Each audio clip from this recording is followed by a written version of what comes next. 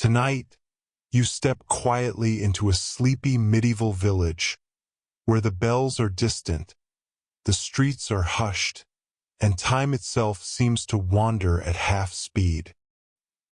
The night settles softly over you, the way a wool cloak slips across tired shoulders. Somewhere a faint breeze stirs the branches, and you find yourself stepping through a narrow dirt lane, damp with evening mist. You're in a medieval village now. You didn't plan to be here, but here you are. Don't panic. No one else really planned to be here either, except perhaps the miller, who secretly enjoys being important. The cottages are low, their thatched roofs sloping like tired eyelids, and the smell of smoke drifts lazily from their chimneys. You hear a goat bleating nearby, which is more reassuring than it should be, and you notice a wooden cart leaning against a wall as if it also gave up halfway through life. This is your gentle warning. You probably won't make it through this day. People back then barely did. But for now, you walk slowly without hurry, as if the entire world has agreed to move in half-speed just for you. Before we step further into this story, let me whisper a small reminder. If you enjoy drifting into worlds like this one, worlds full of cobblestones and candlelight, perhaps press the like button softly, as if you're knocking politely on a cottage door. Maybe even subscribe so you can wander here again tomorrow night. And if you feel like sharing, write a quick comment telling me where you're listening from and what time it is there. A medieval village is timeless, but you aren't. Now, let's ease into tonight's journey. You step forward, shoes squelching gently in the mud. Your eyes catch the faint glow of lantern light spilling from a tavern door. The building leans slightly to one side. Architects were less precise back then, or maybe just more relaxed. Inside, the hum of voices drifts out, mingling with the smell of ale, roasted onions, and a touch of unwashed humanity. Medieval cologne, if you like. The tavern is the heart of the village. Men huddle by the fire muttering about taxes. What else is new? And women gossip in corners about who has the fattest chicken this season. You overhear someone say, "The king has raised levies again." You resist the urge to point out that 8 centuries later, someone will still be saying the exact same sentence about a different king, or a prime minister, or a tax office. Your gaze drifts to a wide, rough-hewn table where a game of dice rattles across the wood. Gambling was common here, though officially frowned upon. One historical fact to tuck gently under your pillow tonight. Medieval taverns often doubled as makeshift banks. If you needed to stash coins safely, sometimes you trusted the innkeeper more than the priest. Strange priorities, but then again, priests didn't usually brew beer. You sit, you listen, you breathe. The fire crackles and sparks rise like tiny stars that didn't make it into the sky. Your eyelids feel heavy, but not from ale. The rhythm of conversation is lulling, as if everyone here has agreed to keep voices low, like a bedtime lullaby wrapped in Latin grammar. And yet, your mind wanders. You wonder why the tavern cat seems larger than the dog outside. Historians still debate whether cats were truly welcome in public houses, or simply tolerated for their rodent-catching skills. This one is smug enough to suggest it owns the tavern entirely. As you lean back, you realize something obscure but fascinating. Medieval villagers sometimes paid their ale tabs with promises instead of coin, scribbled in charcoal on tavern beams. A running tab literally written on the wall. If you don't pay, well, good luck facing that innkeeper every day for the rest of your short medieval life. The night deepens, the voices blur, and the tavern's warmth wraps you like a quilt. You smile faintly. Life is hard here, yes, but tonight, all you need to do is sit, listen, and breathe slowly as the village carries on around you. Dawn arrives reluctantly, as if the sun also drank too much ale last night. The rooster crows, late and slightly embarrassed, and you find yourself stirring awake inside a small timber-framed cottage. The walls creak like old knees, and the thatched roof lets in a thin beam of light that lands directly on your face. Of course it does. Medieval mornings aren't subtle. You rise slowly, joints stiff from sleeping on a straw-stuffed mattress. Yes, it smells faintly of hay and sweat, but it's surprisingly warm and far preferable to the cold floor. You push aside a woolen blanket woven so unevenly it looks more like an accidental scarf. Outside, you hear the soft shuffle of villagers beginning their day. Breakfast is simple. A crust of bread, yesterday's pottage reheated in a blackened pot, and maybe a drizzle of honey if fortune smiles on you. You take a bite. It's dense, earthy, and stubbornly chewy, the medieval version of artisanal sourdough, except no hipster is charging you 12 coins for it. Your host, a farmer with a beard that could shelter sparrows, greets you with a nod. He speaks of his tasks today, tending the oxen, mending a broken fence, and checking the fields for signs of blight. You nod politely, as though you also plan to inspect fields this morning. The truth, you'll be lucky to make it through without stepping in something unpleasant. As you walk with him outside, you notice the village stirring awake. Women draw water from the communal well, children chase each other barefoot, and smoke begins curling from chimneys. It's calm, ordinary, almost hypnotic. One major historical fact to cradle here: most medieval villagers never traveled more than 10 miles from home in their entire lives. Their whole universe was this circle of fields, woods, and worn paths. A village was not just home, it was the whole world. You pass a group of women baking bread in a communal oven. The heat radiates, comforting even in the cool air. You learn something obscure. Villagers sometimes marked their loaves with personal symbols, little scratches or patterns, so they could identify which bread was theirs after baking. A medieval version of name labels on lunchboxes, except, of course, tastier. Your steps carry you to the small wooden church at the edge of the village. Its bell tolls softly, summoning the faithful.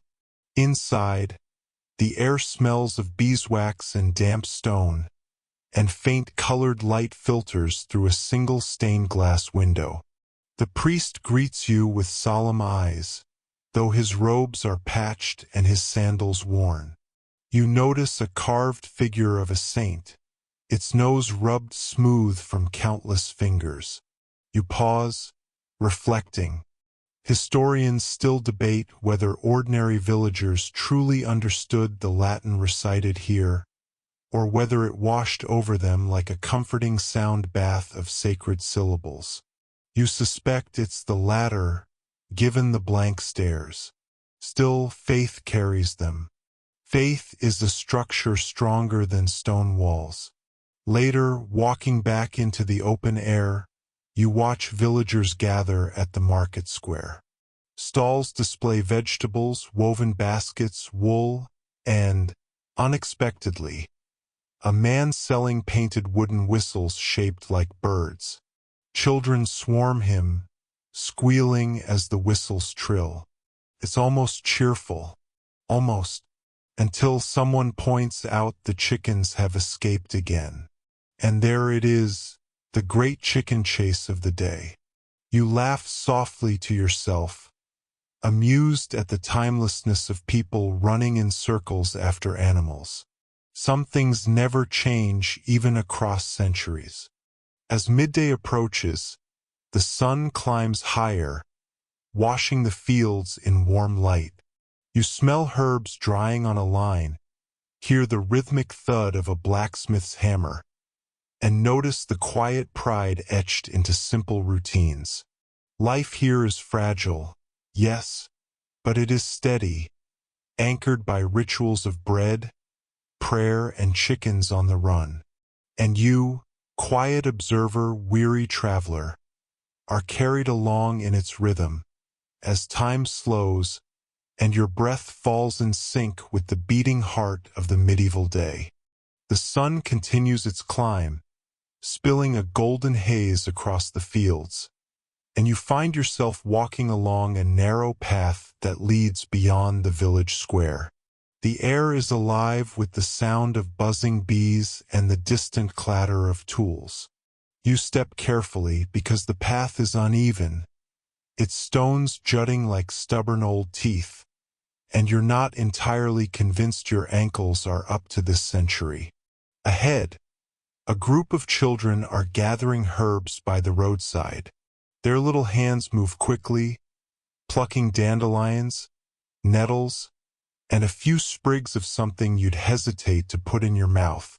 You overhear one of them say the leaves cure stomachaches, though another insists they're for love potions.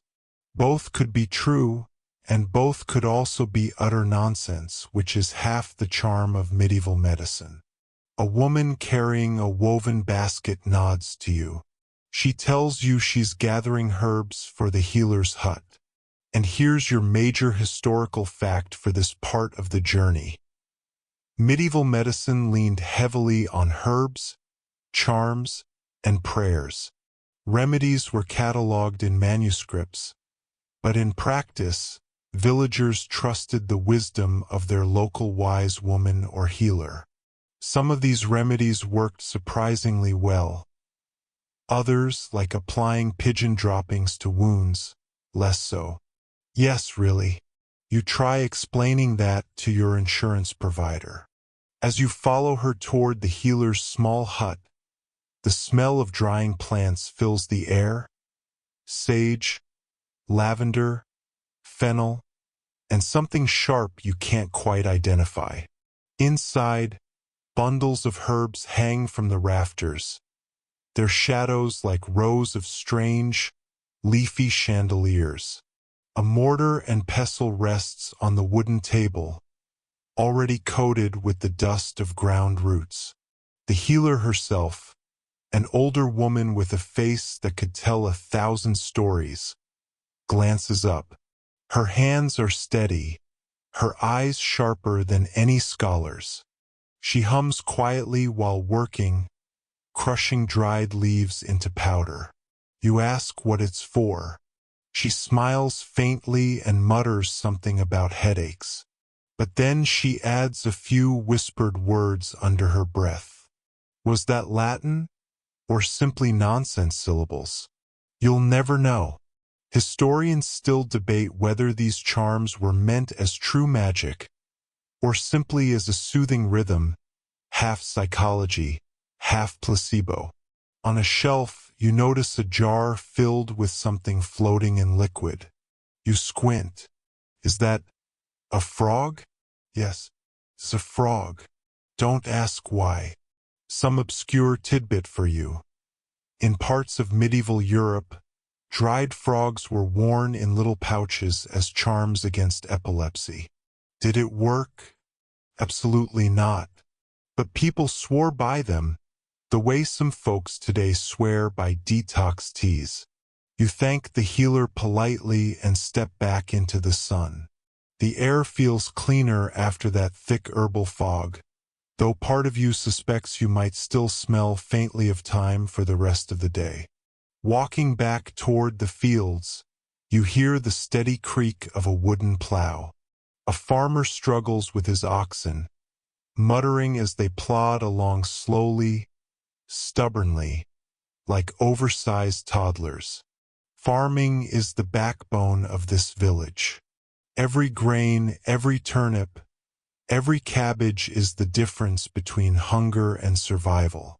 And you realize, with quiet respect, that these ordinary people lived with a patience most modern souls can hardly imagine. A boy passes by carrying a bucket of water, spilling half of it down his tunic. He looks at you, shrugs, and keeps walking. That's medieval efficiency. Don't waste time worrying about wet clothes when the sun will dry them eventually. The air grows warmer, cicadas buzz lazily, and your eyes feel heavy. The day is simple, repetitive, slow. But in its slowness lies its peace, and you are carried along step by step into its rhythm. By midday, the village smells of smoke and stew. The tavern door is open again, though this time it's less about drinking and more about a communal meal. People trickle in, carrying small contributions, onions, bits of bread, a handful of peas, and toss them into the simmering pot. Pottage again. Always pottage. You dip a wooden spoon in and taste it. It's edible. Barely. But at least it's hot, and in medieval times, hot food was already a small victory. You sit with a few villagers on the long bench. Their conversation drifts like smoke, weaving between gossip and worry. Someone mutters about a nearby lord raising tolls on the bridge. Another complains that the baker cheats with his measures. A third insists that her neighbor's cow has been giving less milk because of jealousy spells. You nod wisely, because disagreeing would only get you roped into milking duty.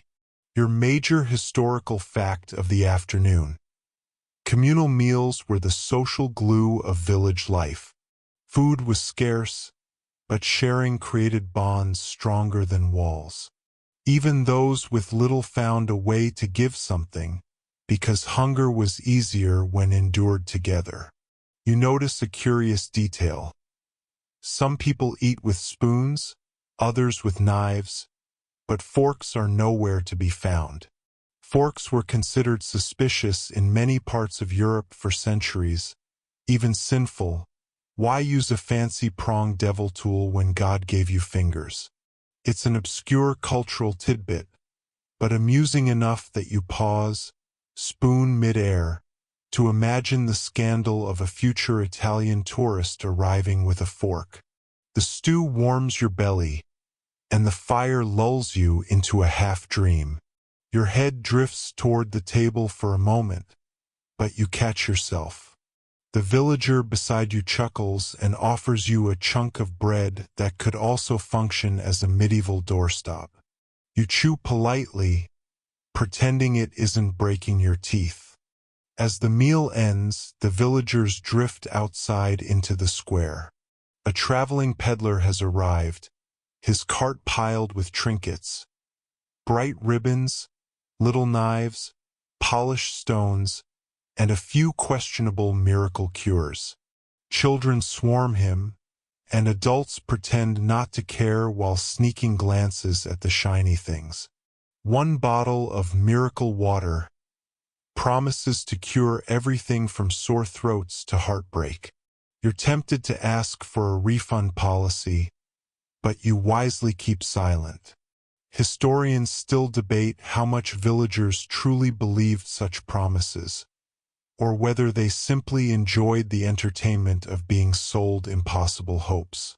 Nearby, a fiddler begins to play. His bow scratches across the strings, producing music that's cheerful if you tilt your head and squint. People clap, tap their feet, and a few begin to dance in slow circles. You watch, amused, and wonder whether you should join. But then you remember your shoes, still caked in mud, and decide the sidelines suit you fine. The square is alive with sound, laughter, and motion. It feels almost modern, like a festival, though simpler, slower and free of neon signs. The children whirl, the fiddler plays, the peddler hawks his ribbons, and for a moment, the medieval world feels warm, communal, almost joyful. The sun slants lower, shadows lengthen, and the day begins its quiet descent. You breathe slowly, deeply, letting the rhythm of this village settle into your bones. The noises fade just enough to feel distant, like a lullaby half heard through open shutters. And you smile faintly, because for all its hardships, this medieval village carries a strange peace. The peace of small lives lived fully, in rhythm with earth, sky, and chickens that never quite stay in their pens. The afternoon has mellowed into that soft, golden stretch of time when the air feels heavy, as though the entire village has decided to pause and take a deep breath. You wander past the square where the fiddler has given up for now, his bow resting, his elbow weary, and the peddler has retreated to a shady corner, probably counting coins that don't quite add up. Your path curves toward the fields. The earth is freshly turned in neat rows, though neat is perhaps generous. The oxen seem to have plowed as straight as a drunken sailor, but no one is complaining. You step carefully around clumps of soil, the smell of damp earth rising in waves. It is both grounding and faintly unpleasant, like the smell of a freshly washed dog. Farmers bend low over their crops, pulling weeds with calloused fingers.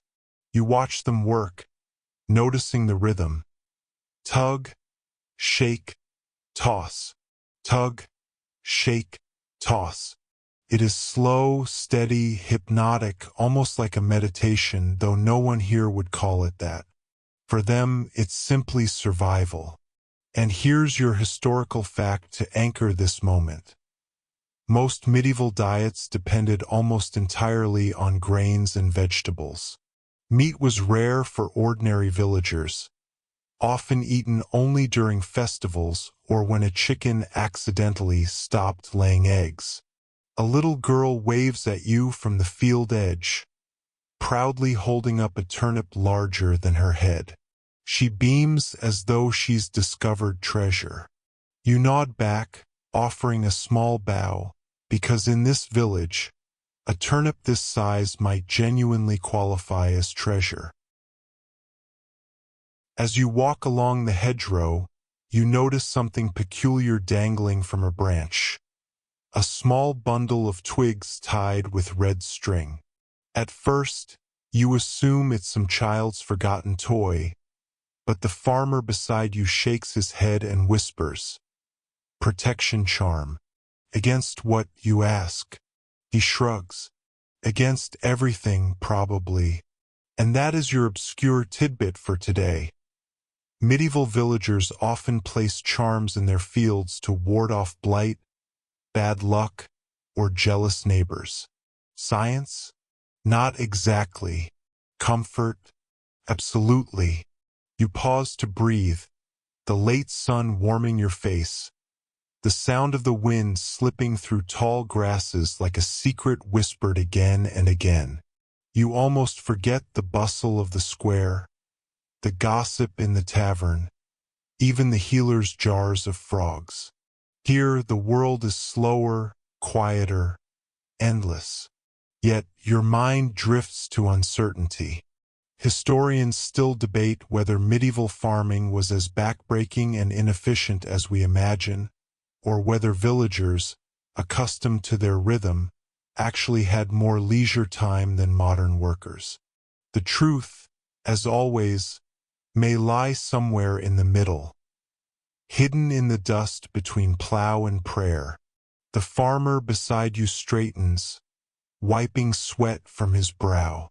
He offers you a handful of barley, raw and gritty in your palm. You smile politely and pretend to enjoy the crunch, though it feels suspiciously like chewing gravel. He laughs softly, as though he's been tricking outsiders with barley snacks for years. As the sun begins to sink, shadows stretch long across the fields, and the oxen are led back toward the barn.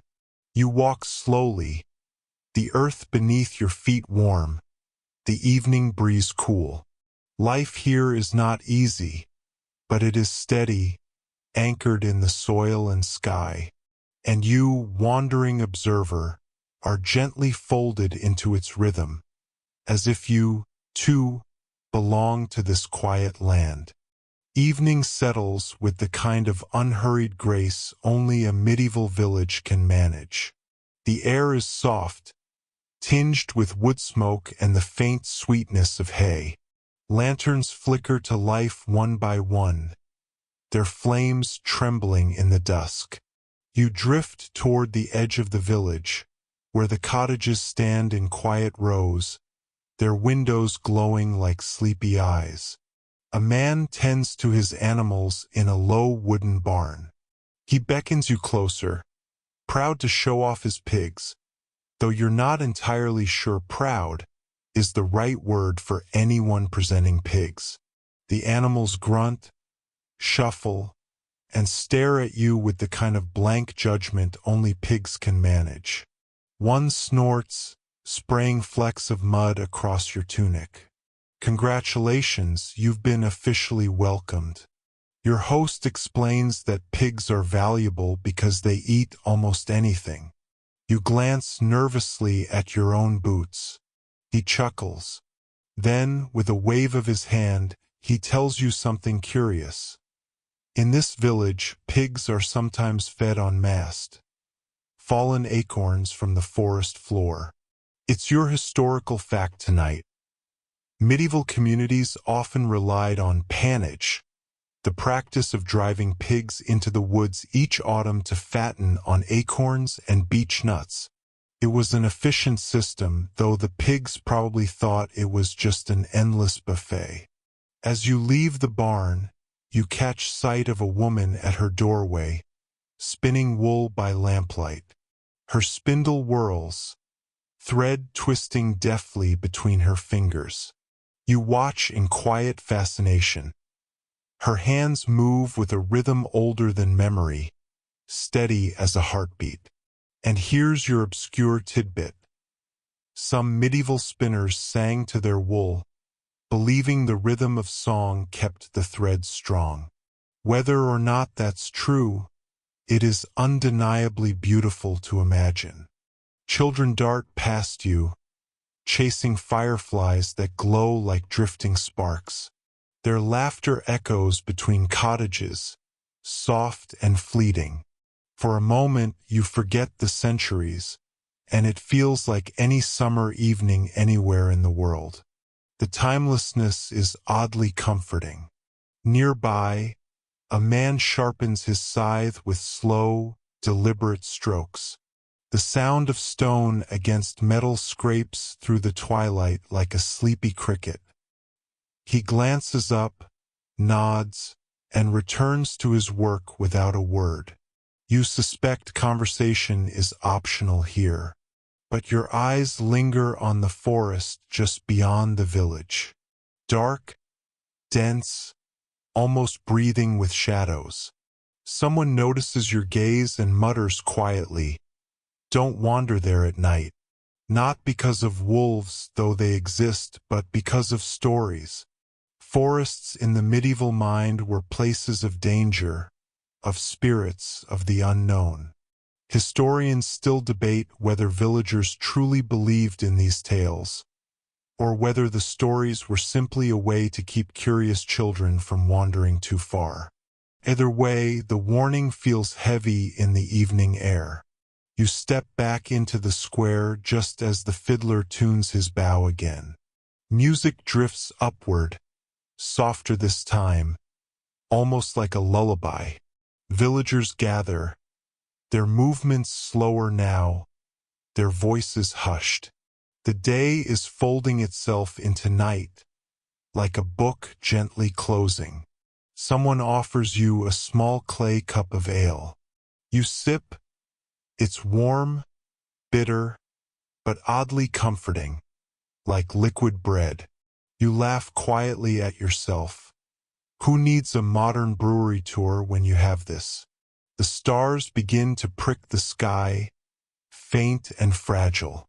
You breathe deeply, the night cool against your skin, the voices around you fading to a hum. And for the first time all day, you feel a profound stillness, as though the village itself is exhaling, releasing the weight of its labors into the night air. And you, tired traveler, quiet dreamer, are invited to exhale with it, to let go, to drift softly into the embrace of medieval dusk. Night has now unfolded like a great woolen cloak, thick and star-speckled, wrapping itself around the village. The lanterns sputter faintly, their oil low, their flames bobbing as though they're a little sleepy too.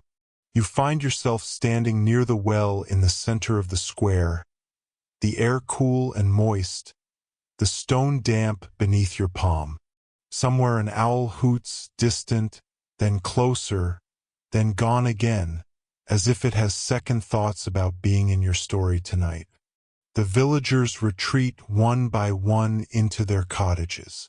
Doors close with soft wooden thuds. You hear bolts slide, shutters creak shut, and the muffled murmur of voices winding down for sleep.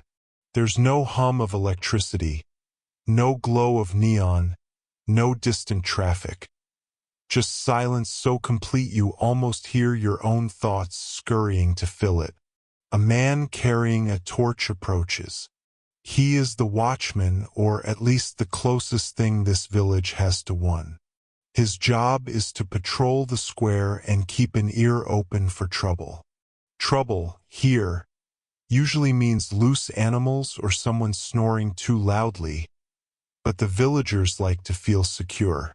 He nods at you solemnly, then stumbles slightly on a stone.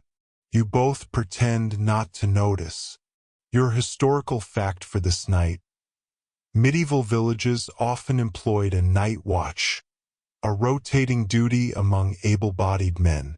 They walked the lanes, carrying torches or lanterns, and shouted the hours to mark time. It was less about actual security and more about reassurance, a reminder that someone was awake, that someone was watching. The watchman disappears down the lane, and you hear his faint call, 10 o'clock and all is well. You smile softly, because of course not all is well. His torch is nearly out, the tavern owes him for last week's ale, and there's a pig somewhere planning an escape, but the ritual feels safe. You sit by the well, letting the silence stretch. And then you notice something odd. Above the door of one cottage is a small carved face, crude and weathered. Its wide mouth grins, its eyes bulge. A villager passing earlier told you it wards off evil spirits. Your obscure tidbit: these carved guardians, sometimes called gargoyle masks or shilanagigs, depending on region, were common in medieval Europe. They were both decoration and protection, though their exact origins are still debated. The air grows colder, and the stars sharpen. Your eyes trace the familiar constellations, except they're not familiar, not exactly. In the medieval sky, the stars are the same, but their meanings are different. To villagers here, the heavens are a great book written by God, its messages waiting to be read. You hear faint voices from an open window. Two men arguing softly about whether comets are omens of doom or simply fiery rocks. Historians still debate how much people truly feared celestial signs, but for many, the stars carried a weight far heavier than today's casual stargazing. The watchman calls again, 11 o'clock and all is well. You believe him this time.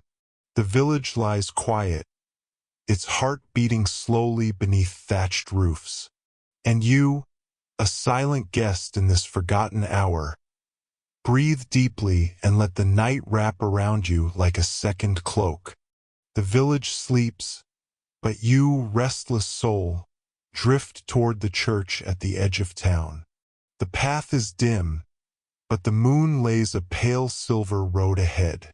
The little church is quiet, its wooden door slightly ajar. You step inside, your footsteps hushed on the stone floor. The interior glows faintly with the light of a single candle left near the altar. Shadows stretch along the walls, tall and solemn. You hear the faint creak of wood as the building settles, as though the church itself sighs in its sleep. You sit in a pew, the wood worn smooth by countless hands, countless knees, countless whispered prayers.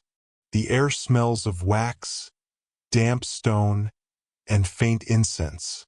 You close your eyes, and the silence feels deeper than anything you've known. Your historical fact tonight: medieval churches were not only spiritual centers but also physical shelters. During storms or attacks, villagers often crowded inside, seeking safety beneath the roof of God. The church was more than a building. It was both fortress and beacon, a symbol of endurance in a fragile world. You lean back, half dreaming, until you notice something etched into the wood beside you. Scratched initials, a cross, a crude little fish. Villagers carved marks into pews or walls as tokens of devotion, or sometimes as simple doodles to pass the long hours of Latin Mass. Your obscure tidbit: medieval graffiti was everywhere, on churches, castles, barns, ships, prayers, names, and sometimes surprisingly rude drawings. Apparently boredom was timeless. A gust of wind stirs the candle, and the flame flickers wildly before settling again. For a heartbeat, the church feels almost alive, watching you, waiting. You breathe slowly, reminding yourself that stone and wood can hold silence, but they cannot hold secrets. Or perhaps they can. Historians still debate whether certain architectural details in churches, like hidden carvings of green men or strange faces, were meant as symbols of folklore mingling with faith, or simply decorative whims. The bell above you groans suddenly, shifting in the breeze. You glance upward, startled, then laugh softly at yourself. You've just been spooked by a bell. Congratulations, brave traveler. You step outside once more, the night cool on your face. The village is hushed, lanterns extinguished, only the watchman's faint call carrying through the air. Midnight, and all is well, and it is. For now, at least, the fields sleep, the animals doze, the villagers dream, the stars hold steady. You breathe slowly, deeply, and let the peace of midnight settle into your bones. Midnight stretches its wings a little wider, and the village seems to exhale. You walk along the lane again, the dirt crunching softly beneath your boots, the air damp with dew. The thatched roofs glimmer faintly under moonlight, like someone dusted them with silver flour. Somewhere a dog barks once, then immediately regrets the effort and curls back into sleep. You wander toward the edge of the village where the fields begin. The earth smells rich and cool, and the stalks of barley sway in the faintest breeze.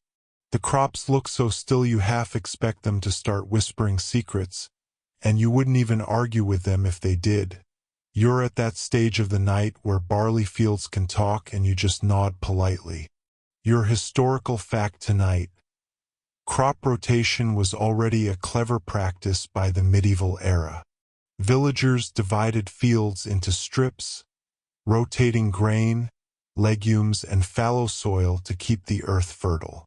It wasn't high science, more like generations of careful trial and error, but it fed entire communities. Without it, your dinner bowl would be a lot emptier. At the far end of the field, you notice a scarecrow. Its tunic is ragged, its wooden arms stretched wide, its head nothing more than a bundle of straw beneath a crooked hat. In the faint moonlight, it looks both comic and slightly sinister. Your obscure tidbit. Scarecrows existed across cultures, but medieval ones were often just children clapping sticks together to scare birds away. Imagine standing here all day, waving sticks, trying to persuade crows that you're terrifying. It's not the most glamorous medieval job. As you walk past the scarecrow, the silence grows so thick you can almost hear your own heart. The night hums with the faint chorus of insects, though you never quite see them. The stars will slowly overhead, patient and eternal. And just when you're lulled into perfect calm, you hear it, the faint creak of wagon wheels. Down the dirt road, a cart appears. The driver is hunched, wrapped in a cloak, his horse plodding with steady rhythm. He doesn't greet you, doesn't even glance your way, just urges his cart along. Perhaps he's a merchant traveling late, or perhaps a pilgrim who prefers moonlight to daylight. Historians still debate how safe it was to travel at night. Bandits were a concern, but sometimes the cool quiet of darkness was worth the risk. The cart fades into the distance, leaving you with silence once more. The barley whispers, the dog snores, the scarecrow watches, and the stars say nothing at all. You take another slow breath, filling your lungs with the cool stillness, and you walk back toward the village, where midnight waits patiently for dawn. Back inside the village, the night feels even softer, as though the walls and roofs are asleep too. You wander toward the smithy, though no fire glows within. The forge, cold and dark, looks strangely gentle without its roaring flame. Tools hang on the wall, quiet and obedient for once. You touch a hammer's handle. It's smooth from years of use, as though it remembers every nail, every strike. The air smells faintly metallic, iron lingering even in the stillness. You sit on a bench outside, listening to the distant chorus of frogs from the marshy edge of the fields. The frogs are confident, as though they run the village now. Perhaps they do. No one has told them otherwise. Your historical fact. Blacksmiths were essential in medieval villages, shaping plows, nails, hinges, horseshoes, and countless little necessities. Without the smith, life simply stalled. No tools, no repairs, no weapons if defense was needed. The smith was half craftsman, half magician, coaxing strength from fire and metal. On the wall near the forge you notice something odd. A horseshoe nailed upside down. Your obscure tidbit. Many villagers believed an upside-down horseshoe spilled its luck, while others insisted it trapped evil spirits. In either case, smiths were often at the center of superstitions, seen as mysterious for their ability to work with fire and transform raw metal into something useful. The air grows cooler still, and a faint mist begins to curl along the ground, like smoke without a fire. You watch it pool in the corners, drifting lazily through the street. Somewhere above, a shutter bangs softly, then stills again. The night feels like it's holding its breath. A cat slinks into view, its fur shining pale in the moonlight. It pauses to look at you, eyes glowing faintly, then trots away as if it has important business you wouldn't understand. You smile to yourself. Cats in medieval villages lived mostly outside, hunting mice and rats, and earning both affection and suspicion. Some villagers saw them as protective. Others whispered about witches. Historians still debate how much truth there is in tales of cats being persecuted en masse. But either way, this one seems blissfully unconcerned with reputation. You lean back on the bench, mist curling at your feet, frogs serenading in the distance, the smithy silent around you.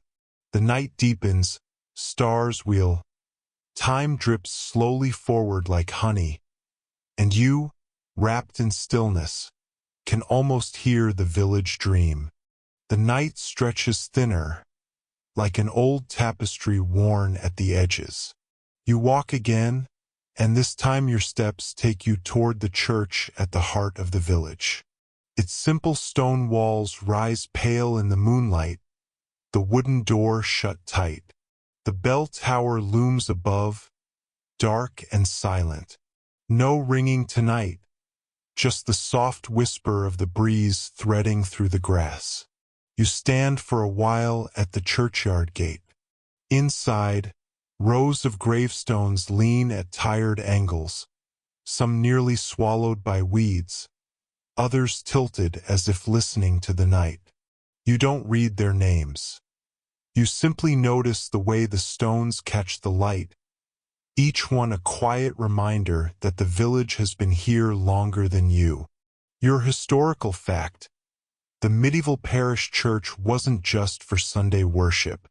It was the center of community life, where markets met, announcements rang, festivals started, and disputes sometimes ended. The church was as much a hub as a holy place. Without it, the rhythm of the village would be offbeat. You hear an owl now, its call low and deliberate.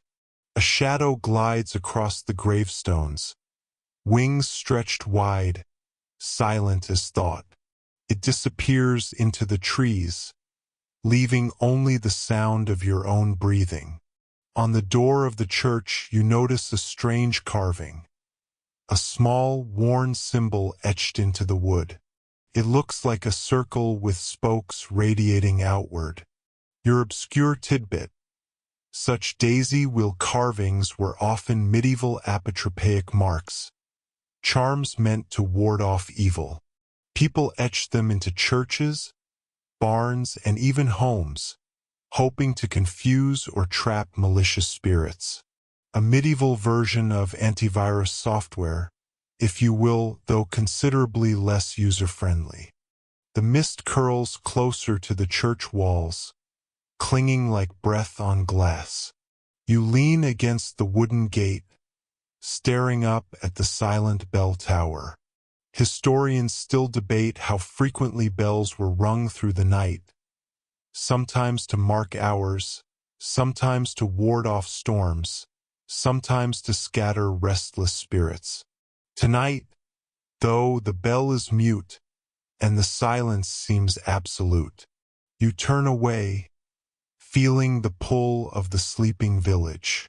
Behind you, the owl calls again, and the church watches with its shadowed eyes, as old and patient as stone itself. You wander back into the lanes, passing the baker's hut once more. It's dark now, the oven's cooled, the scent of bread only a memory on the air.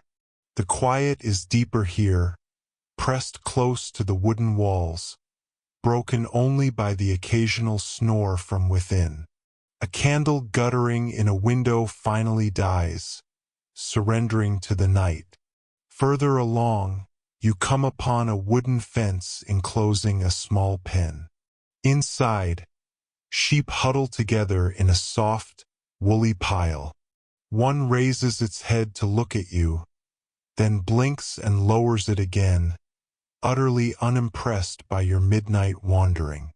A donkey brays suddenly from another pen, startling the sheep and making you grin. Even animals have late-night opinions. Your historical fact: sheep were vital in medieval England and much of Europe, not just for food but for wool, which became the backbone of trade. Entire towns rose in wealth thanks to wool production, while peasants tended their flocks with quiet devotion. The sound of sheep bleating was practically the medieval soundtrack. The donkey stamps its hoof, then quiets. You notice the fence posts, each one capped with a rough wooden cross. Your obscure tidbit: some villagers believed carving crosses on stable doors or fence posts would protect animals from illness or mischief. Superstition mixed with everyday chores. Because when your survival depends on livestock, you don't take chances. Mist swirls around your ankles as you lean on the fence, listening to the sheep breathing, the donkey shifting, the faint rustle of hay. The moon peers down, pale and curious. Somewhere nearby, water trickles in a ditch, soft and steady. The whole village seems to float in a dream, held gently between earth and sky. Historians still debate whether villagers truly believed all these protections worked, or whether carving a symbol, hanging a charm, or whispering a prayer was simply tradition. But in the quiet of this night you understand. It doesn't matter. Belief, whether true or not, stitched life together. Without it, the village might unravel. You stand a little longer, then step back into the lane, letting the night guide you onward. The animals settle, the mist deepens, and the silence folds around you like a heavy cloak. The village is still asleep, and so are you, almost. The lane bends again, curling toward the edge of the village where the fields begin. You pass through a wooden gate that creaks softly, the sound startling in the stillness. Beyond, the fields stretch out like a dark quilt under the moonlight, stitched with hedgerows and faint tracks. You walk along a narrow path, the soil uneven beneath your feet, the scent of damp earth rising with every step. Somewhere in the distance, a fox yips, quick and sharp, then fades into silence. You pause, listening, but hear nothing else. Only the faint sigh of wind through the hedges. Your historical fact: medieval villages were often surrounded by open fields, divided into strips assigned to families. Farming wasn't individualistic, it was communal. Everyone worked the land in rhythm with one another, following the same crop rotations, the same harvest schedules. If you overslept, your neighbor would definitely notice. And yes, people overslept even then. Ahead, you see a scarecrow standing alone, its arms stretched wide in a field of stubble. His tunic is ragged, flapping faintly in the breeze. It looks more tired than frightening. Your obscure tidbit: early scarecrows weren't always made of straw and cloth. Some villagers placed carved wooden figures, or even dead animals, in fields to deter pests. Not charming, not cute, just practical. Somewhere along the way, the stuffed man version won the popularity contest. You stare at the scarecrow for a while, its blank face catching the moonlight. A crow caws once overhead, defiant, then disappears into the night. Scarecrow 0, Crow 1. Historians still debate how effective scarecrows really were in the medieval period. Did they genuinely protect crops? Or did they just make farmers feel slightly better while the birds laughed? No one knows for sure, though the fact that scarecrows exist to this day might be proof enough. You move on, following the path as it curves back toward the heart of the village.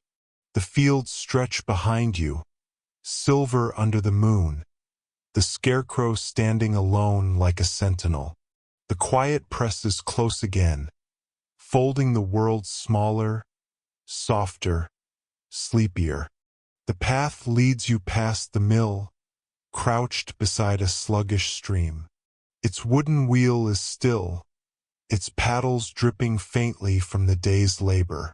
The stream gurgles lazily, carrying a soft reflection of the moon. You stand by the mill's door, listening. Inside, the air smells faintly of flour and damp timber, the scent lingering like memory. Your historical fact: mills were cornerstones of medieval life. Flour was currency in itself, bread the foundation of every meal. Most villagers brought their grain here to be ground, paying the miller a fee or a portion of the flour. The miller wasn't always loved. Some say they had reputations for taking more than their fair share. Imagine a medieval Yelp review: 3 stars. Bread is fine. Miller's shady. By the doorway you notice a charm nailed to the wood. A horseshoe, bent and rusted but firmly fixed. Your obscure tidbit: medieval people often believed iron had protective powers, especially against witches or wandering spirits. A horseshoe wasn't just luck, it was a barrier. Place it upright and it caught blessings. Place it upside down and, well, opinions varied. Historians still debate whether the direction mattered. Medieval villagers probably debated it too over mugs of ale. The wheel creaks suddenly in the breeze, startling you. It doesn't move much, just enough to remind you that it's there, that it works when it must. You can almost hear the rhythm of it turning, the steady grind of stone against stone, the heartbeat of village survival. The stream burbles on, washing over stones and moss, carrying with it the faint reflection of stars. You lean against the mill's wall, feeling its rough timber against your back, and listen to the water. The sound is patient, timeless. It feels like a lullaby sung by the earth itself. The night presses deeper. The village is utterly quiet now, every soul tucked away, every animal stilled, every fire dimmed. Even you are more shadow than shape, more dream than waking. The mill and the stream stand watch, steady and unhurried. The lane narrows, leading you back into the sleeping heart of the village. Roofs lean toward one another as if in quiet conversation, their thatch dark and heavy with dew. The air is cooler now, touched with the faint sharpness that comes before dawn, though the sky is still wrapped in velvet black. You pause in the center of the square.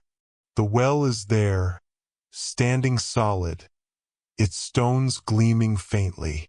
You lean against it, resting your hands on the smooth surface. Everything around you is still. The inn is dark, the cottages silent, the fields hushed. Even the dogs have surrendered to sleep. It feels as if the entire world is holding its breath. Your final historical fact: wells like this were more than water sources. They were gathering points, rumor mills, and accidental town squares. A bucket of water might come with a side of gossip or a whispered warning. In a way, this well is the quiet pulse of the village, drawing people together again and again. You notice a bundle tucked beneath the lip of the well, a small charm woven of straw and twine. Your last obscure tidbit: people sometimes left offerings at wells, believing the water had spirits who could be pleased or angered. A coin, a charm, or a whisper was enough. It was both superstition and comfort. Historians still debate whether villagers believed in the literal power of these spirits, or if it was just a ritual of hope disguised as tradition. You rest there for a moment, the stone cool beneath your hand, the air soft against your face. A thought drifts through. You probably won't make it through this day, not awake, at least. The village exhales, and so do you. The night, the fields, the scarecrow, the mill. They fold themselves into memory, leaving only the hush of stillness. And now, let yourself sink deeper into the quiet. Imagine the weight of the night air wrapping around you like a blanket, soft and steady. The village fades from sight, its cottages becoming gentle outlines, its streets dissolving into shadow. Even the sound of the stream seems to fall away, until all that remains is a gentle, endless silence. Your body feels heavier, as though you've walked a long road and finally found a place to rest. The cool stone of the well is gone, replaced by the warmth of your own bed, the softness beneath you holding you steady. Every muscle loosens, every thought slows. Picture the fields stretching out once more, but now they are quiet, endless, almost dreamlike. The scarecrow leans peacefully, no longer a sentinel but a figure resting in the dark. The mill's wheel is still. The inn's hearth has gone cold. Every detail of the village sinks into sleep, just as you do. The moon drifts across the sky, slower, slower still, pulling the world gently toward morning. You don't need to follow. Let the moon walk its path while you rest here, safe and unhurried. Your breath deepens. Your mind softens. The weight of the day, whether medieval or modern, slips away, leaving you with only the simple rhythm of rest. If sleep finds you now, let it come without resistance. Drift as the villagers drifted, in houses warmed by straw and stone, under skies older than memory. Sleep as the miller sleeps, as the shepherd sleeps, as the whole village sleeps. And if you're still awake, stay here a little longer. Stay in the quiet. Stay in the softness. Stay in the hush of a world at peace. Good night.